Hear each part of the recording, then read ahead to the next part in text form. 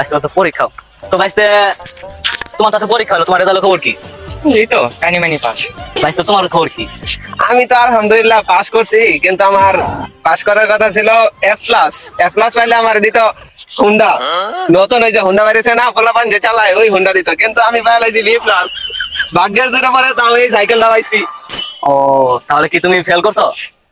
Fail করছি, fail করলে তো আর বাড়িতে থাকতে দিত না, বাড়ির মনে করো কইছিল যে যদি তুমি ফেল করো তাহলে কিন্তু তোমার বাড়ির জায়গা নাই, রিক্সা আছে, রিক্সা দিয়া তোমার বাড়ি তুমি রিক্সা চালাইতে।